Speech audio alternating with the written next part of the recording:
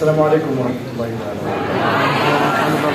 وبرکاتہ. الحمد للہ رب العالمین والصلاة والسلام علی سید الانبیاء والمرسلین وعلی آلہ وصحبہ اجمعین. اما بعد, پہلی بات میں یہ کہنا چاہوں گا کہ پنجاب یونیورسٹی کے اسٹوڈنٹس کی کچھ اور ہی انرجی ہے ماشاء اللہ.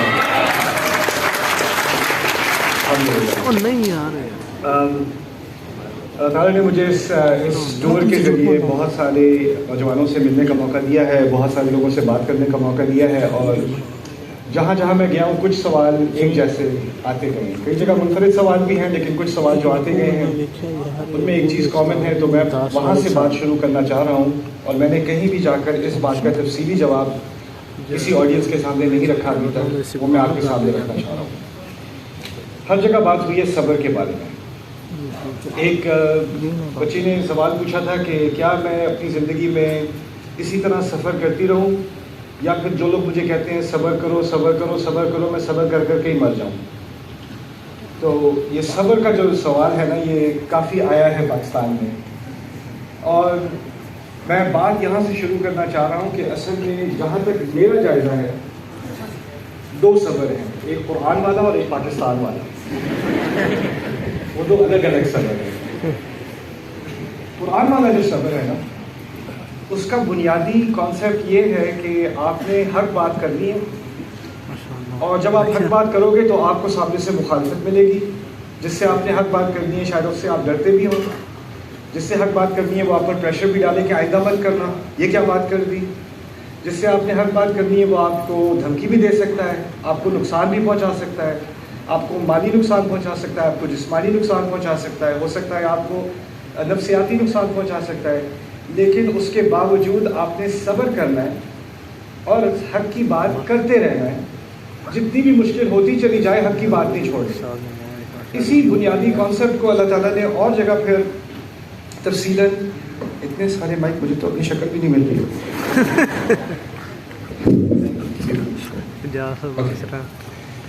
تو اسی کانسیپٹ کو اور جگہ پر اللہ تعالیٰ نے کہا ہے کہ انصاف کے لیے کھڑے ہو جاؤ, اور جب کھڑے ہو جاؤ تو کوئی بھی سامنے ہو اس کے خلاف کھڑے ہو جاؤ, اس کی فکر نہ کرنا کون کھڑا ہے سامنے. وَلَوْ عَلَىٰ أَنفُسِكُمْ أَوِ الْوَالِدَيْنِ وَالْأَقْرَبِينَ إِنْ يَكُنْ غَنِيًّا أَوْ فَقِيرًا فَاللَّهُ أَوْلَىٰ بِهِمَا. اگر اپنے خلاف بھی کھڑا ہونا ہو تو کھڑے ہو جاؤ, دونوں والدین کے خلاف بھی کھڑا ہونا ہو تو کھڑے ہو جاؤ, سب رشتہ داروں کے قریب رشتوں کے خلاف بھی کھڑا ہونا ہو تو کھڑے ہو جاؤ, امیر کے خلاف غریب کے خلاف. اللہ کی پہلی پرائیورٹی اللہ تعالیٰ کی ہے, اللہ کی خاطر کھڑے ہو جاؤ. اور یہ کھڑا ہونا آسان کام نہیں ہے, اس کے لیے بڑی آپ کو اسٹیمنا چاہیے ہوتا ہے. اس اسٹیمنا کا نام, اس کے ناموں میں سے ایک بڑا نام قرآن میں صبر ہے. لیکن پاکستان والا صبر ذرا مختلف ہے. پاکستان والے صبر میں ہے غلط بات ہو رہی ہے, آپ اس کو خاموشی سے برداشت کر رہے ہو, پھر آپ کسی سے جا کے کہتے ہو کہ یہ غلط بات ہو رہی ہے, میں کیا کروں. بیٹا صبر کرو, یعنی حق کی بات مت کرو, خاموشی میں صبر کرو. قرآن جو واضح الفاظ میں کہہ رہا ہے, یہاں بچے بچے کو یاد ہے, بڑوں کو یاد ہے, چھوٹوں کو یاد ہے, وَتَوَاصَوْا بِالْحَقِّ وَتَوَاصَوْا بِالصَّبْرِ, سب کو یاد ہے. لیکن ہم نے جو صبر بنایا نا وہ ہے إِلَّا الَّذِينَ آمَنُوا وَعَمِلُوا الصَّالِحَاتِ وَتَوَاصَوْا بِالصَّبْرِ. میں تھوڑی سی بیچ میں اسکپ ہو جاتی ہے بات. یہ نہیں کہا حق کی بات نہیں کرنا, یہ باتیں مت کرنا, اس سے بڑی مصیبت ہوگی, بس تم صبر کر لو. ہم نے بھی صبر کیا تھا, تم بھی صبر کرو, اللہ تعالیٰ تبدیلی لائے گا. اللہ تعالیٰ نے جو تبدیلی لانے والا نظام بنایا نا اپنا, وہ یہ ہے کہ پہلے حق کے لیے انسان کھڑا ہوتا ہے, پھر اللہ کی مدد آتی ہے, اور اس کے مدد کے آنے تک آپ نے حق کی بات کرتے رہنے ہیں اور حق کے ساتھ کھڑے ہوتے رہنا ہے. پھر آخر میں جب اللہ دیکھے گا کہ آپ اس کی مدد کے مستحق ہو, پھر مدد آتی ہے.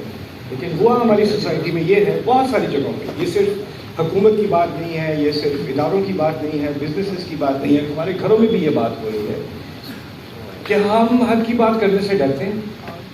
ہمیں لگتا ہے بہت زیادہ سامنے سے جو ہے اس کے نتائج ہوں گے, اس کا ہم سامنا نہیں کر سکتے, اور ہمیں سکھا دیا گیا صبر کرو دعا کرو, صبر کرو دعا کرو. تو دوسرا جو سوال مجھے پورے ملک میں بار بار سننے کو ملا, یہ دعا کیسی ہے, میں دعا کرتا رہتا ہوں, میں دعا کرتی رہتی ہوں, اس کا کوئی جواب ہی نہیں آتا. اور یہ میں بھی سوچتا رہا کہ دعا کا مسئلہ, اور کسی ملک میں جا کے گیا ہوں, میں نے کتنے ہزاروں لوگوں سے بات کی ہے, کسی کو دعا کا ایسا مسئلہ ہو نہیں رہا جیسا پاکستانیوں کو ہو رہا ہے. تو یہاں دعا کی خاص کیا, اس کا اثر یہاں خاص کیوں نہیں ہے؟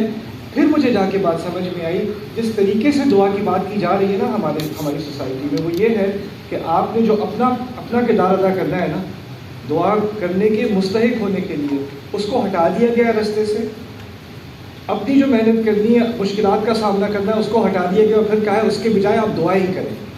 یعنی جس چیز کو اللہ تعالیٰ نے آپ کو صلاحیت دی تھی بدلنے کی، اس صلاحیت کا تو آپ انکار کر دو. میں تو کچھ کر ہی نہیں سکتا، میں تو کچھ کر ہی نہیں سکتی، یہ تو ایسے ہیں ویسے، ان کو اللہ ہی بدلے گا، ان سے تو اللہ ہی نمٹے گا.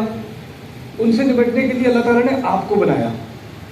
جو بھی مشکلات آپ کے سامنے ہیں نا، اس زمانے میں، ان مشکلات میں، اس فیملی میں، اس سوسائٹی میں جس قوم ان مشکلات کا سامنا کرنے کے لیے صلاحیت رکھتی تھی، اسی کو وہاں ڈالا گیا ہے. لا یکلف اللہ نفسا الا وسعها. اللہ کبھی کسی انسان پر ایسی تکلیف نہیں ڈالتا سوائے اس کے کہ اس میں اس کی وسعت ہو. تو آپ میں، آپ کے گھرانے میں، آپ کے فرینڈز میں، آپ کی سوسائٹی میں جو پریشر آپ کے اوپر ڈالا گیا ہے، وہ آپ ہی پر ڈالا جانا تھا، کیونکہ آپ ہی اس کے قابل ہو، کیونکہ کوئی اور اس کے قابل نہ ہوتا. اگر میرے اوپر وہ پریشر ہوتا تو میں اس کے قابل نہ ہوتا. اللہ نے آپ کو چنا ہے اس کے لیے. تو یہ اپنے بارے میں کہہ لینا نہیں میں تو کچھ کر ہی نہیں سکتا، بس دعا ہی کر سکتے ہیں ہم اور صبر ہی کر سکتے ہیں.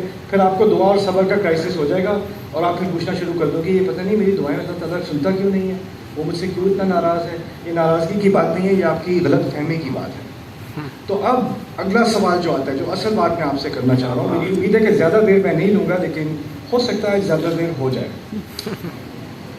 وہ یہ ہے کہ اچھا ٹھیک ہے، حق بات کرنی آپ نے کہہ دیا، کیسے کریں، اور جو سامنے سے ریاکشن آنا ہے اس کا کیسے سامنا کریں، اس کے بارے میں قرآن کیا ہدایت دے رہا ہے مجھے اور آپ کو. اس میں سے ایک بہت ہی خوبصورت مقام قرآن کا ہے جہاں پر اللہ تعالیٰ نے موسیٰ کو فرعون کا سامنا کرنے کی ہدایت دی. اور میں یہ بات اس لیے نہیں کہہ رہا کہ آپ یہ لیکچر سننے کے بعد کہیں ہاں اب میں اپنی سانس سے بات کرنے کو تیار ہوں، کہ مجھے تو پتا تھا کہ وہ فرعون ہے. صاحب عمان نے کنفرم کر دیا کہ باقی وہ فرعون ہے. دیکھیں کوئی پتہ نہ چلتا ہے کس نے تالی بجائی تھی. اچھا خیر، بات یہ ہے کہ فرعون کی شخصیت کا اتنا ذکر قرآن میں اس لیے ہے کیونکہ وہ تو بہت بڑا حکمران تھا، اس کی دنیا کی سب سے عظیم حکومت تھی، اس کی دنیا کی سب سے پاورفل اس کی آرمی تھی. اس کا اتنا روب تھا اور اتنا اثر تھا کہ آج تک تاریخ میں اس کی جو تعمیر تھی، اس کا جو آرکیٹیکچر تھا، اس کی بنیاد پر بڑی بڑی حکومتیں اپنا آرکیٹیکچر بناتی ہیں. آپ نے کورٹ ہاؤسز میں جو بڑے بڑے ستون دیکھے ہوں گے نا، سیڑھیوں کے سامنے بڑی سیڑھیاں ہوتی ہیں، پھر آگے ستون ہوتے ہیں، اس کے اندر کورٹ ہاؤس بلڈنگ ہوتی ہے. فرانس میں ایسا ہوتا ہے، آسٹریلیا میں ہوتا ہے، امریکہ میں ہوتا ہے، ہر جگہ ہوتا ہے. وہ اصل میں فرائض کی تعمیر ہے. وہ ان کا کہنے کا طریقہ ہے کہ ہم نئے فرعون ہیں. ڈالر کے اوپر جو ہے وہ احرام بنے ہوئے ہیں، پیرامڈس بنے ہوئے ہیں. وہ کیوں؟ کیونکہ ان کو اتنا روب تھا اس قوم کا کہ آنے والی قومیں یہ کرتی تھیں کہ ہم اگلے فرائض ہیں. اتنے امپریس تھے وہ ان لوگوں سے. تو ہم سمجھتے ہیں کہ فرعون کی مثال حکومتوں کی مثال ہے، لیکن بات اصل میں یہ ہے کہ ہر انسان کے اندر چھوٹا سا چھوٹا فرعون ہوتا ہے. میرے اندر بھی ہے، آپ کے اندر بھی ہے. اور میں یہ نہیں کہہ رہا کہ آپ اپنے آپ کو فرعون آئیڈینٹیفائی کرو، یا اپنے چچا کو، یا اپنے ابو کو، یا اپنے بڑے بھائی کو، یا خالہ کو، یا چچی کو، لیکن اس کی جو ٹیکٹکس تھی نا، جو ترکیب وہ استعمال کیا کرتا تھا لوگوں کو کنٹرول کرنے کے لیے، وہ ایسے ہی نہیں حکومت پہ پہنچ گیا تھا. اس کے پاس کچھ طریقے تھے اور وہ بہت بڑا جینیس تھا. جس مقام پہ وہ پہنچا ہے، اس مقام پہ پہنچنا آسان کام نہیں ہے. اور موسیٰ علیہ السلام جانتے تھے کہ یہ بہت بڑا جینیس ہے، اور جو سیاست میں بہت آگے پہنچ جائے نا، اس کو بات کرنے کا طریقہ آتا ہے اور اس کو اپنے اپوننٹ کو برباد کرنے کا طریقہ آتا ہے. دیکھیں کبھی کبھی ٹی وی پہ ہوتا ہے، آپ کے یہاں تو ویسے بہت سول کانورسیشن ہو رہی ہوتی ہے، ٹی وی پہ میں نے نہیں دیکھا ہے، تو صرف تمیز سے بات کرتے ہیں. لیکن کسی اور جگہ پہ ہوتا یہ ہے کہ کوئی ایک ایکسپرٹ ہوتا ہے کسی سبجیکٹ میں نا، کوئی پی ایچ ڈی ہے، اس نے 20 سال تحقیق کی ہے کسی مضمون پر، اس کو بلایا گیا ہے. اور دوسری طرف جو ٹی وی کا میزبان ہے، جو اس کا ہوسٹ ہے، وہ اس کا انٹرویو کر رہا ہے، لیکن وہ دکھانا چاہ رہا ہے کہ یہ جو ایکسپرٹ ہے نا، اس کو کچھ نہیں پتا. ٹھیک ہے، اور اصل میں جو انٹرویو کر رہا ہے، اصل بات یہ ہے کہ اسے کچھ نہیں پتا، لیکن اس کو انٹرویو کی ایسی مہارت آتی ہے کہ وہ ایسے ایسے سوال پوچھتا ہے. پی ایچ ڈی والا بیچارہ اپنا جواب دینے کی کوشش کرتا ہے، اس کی بات کٹ کے اچھا یہ بتائیں، ویسے آپ تو غلط ہی کہہ رہے ہیں لیکن پھر یہ آپ بھی بتا دیں. وہ کہے گا میں تو اچھا چلے ہم کمرشل بریک کے پاس آتے ہیں. اور وہ 2-5 منٹ میں آپ کو دنیا کو لگے گا کہ جس کے پاس 20 سال کی مہارت ہے وہ بالکل گدھا ہے، اس کو کچھ نہیں پتا، اور یہ انٹرویو کو سب معلوم ہے. یہ ٹیکنیک ہوتی ہے. اور اس ٹیکنیک کو سمجھنے کی بہت ضرورت ہے.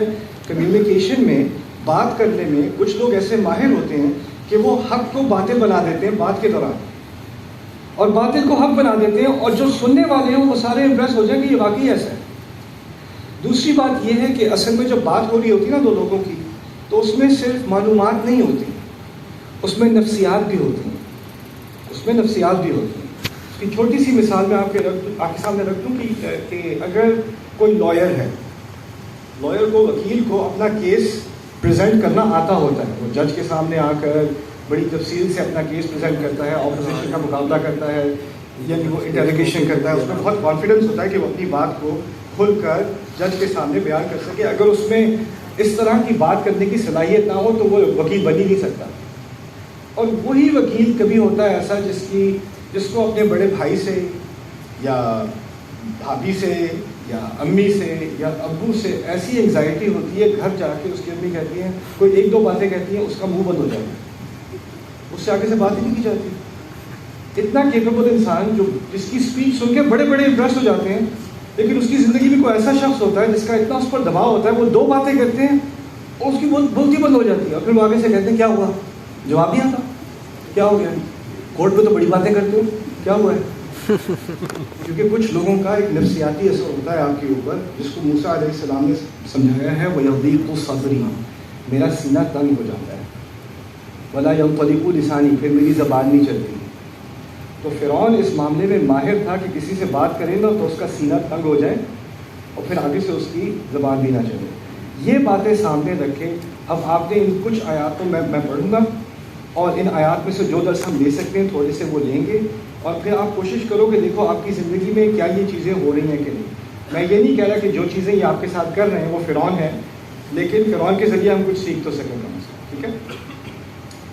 اللہ تعالیٰ نے کہا موسیٰ علیہ السلام سے کہ فَأْتِيَا فِرْعَوْنَ فَقُولَا إِنَّا رَسُولَ رَبِّ الْعَالَمِينَ أَنْ أَرْسِلْ مَعَنَا بَنِي إِسْرَائِيلَ. فرعون کے پاس جاؤ اور دو باتیں کہنا.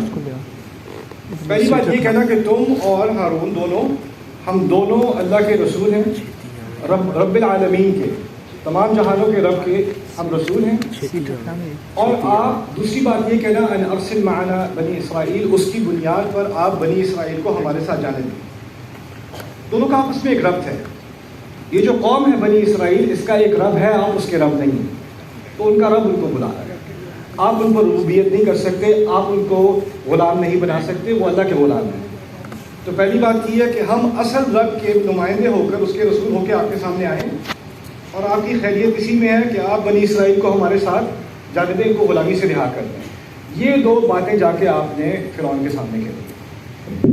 اچھا، جو فرعون کے سامنے بات کرنی تھی، آپ کو معلوم ہونا چاہیے موسیٰ علیہ السلام بھاگ کے نکلے تھے، ان پہ قتل کا کیس ہو گیا تھا، اور یہاں تک کہ پولیس کی اسکیم بھی بن گئی تھی کہ کورٹ میں جانے تک کی حد نہیں آنی چاہیے، کیونکہ کورٹ میں کیس پہنچ گیا تو فرعون کو تو خاص محبت تھی اس وقت موسیٰ علیہ السلام سے. اس آیت کی بنیاد پر وَأَلْقَيْتُ عَلَيْكَ مَحَبَّةً مِّنِّي، فرعون کو محبت تھی، فرعون کی قوم کو محبت نہیں تھی.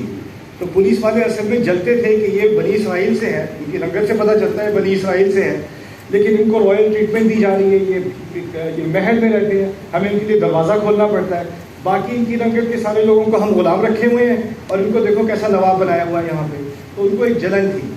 تو جب یہ کیس ہوا تو انہوں نے خفیہ طور پہ ایک میٹنگ کر لی تھی، اور اس میں کہا تھا، اس کی ایکسپوز ہو گئی تھی بات، قرآن نے ایکسپوز کر دی، ان الملأ یأتمرون بک لیقتلوک. یہ جو پولیس والے، جو اس کے چیفز ہیں نا، جو پولیس کمشنرز ہیں، انہوں نے آپس میں ایک میٹنگ کر دی ہے کہ وہ آپ کو اریسٹ نہیں کریں گے، وہ آپ کی تلاش میں آپ کو گرفتار کر کے کورٹ میں نہیں لائیں گے، جہاں ڈھونڈیں گے وہیں قتل کر دیں گے، اور قتل کر کے کہیں بعد میں رپورٹ بنا دیں گے کہ جی یہ کچھ ایکسیڈنٹ ہو گیا تھا، رستے میں وہ تلوار کے اوپر گر گئے تھے. ایسا ہوتا نہیں ہے ویسے حقیقت میں کسی ملک میں بھی، یہاں بھی نہیں ہوتا کہ پولیس کچھ ایسا کچھ کرے اور پھر بعد میں کچھ اور رپورٹ بنا دے، لیکن یہ پرانے زمانے کی بات ہے، اس کا ہم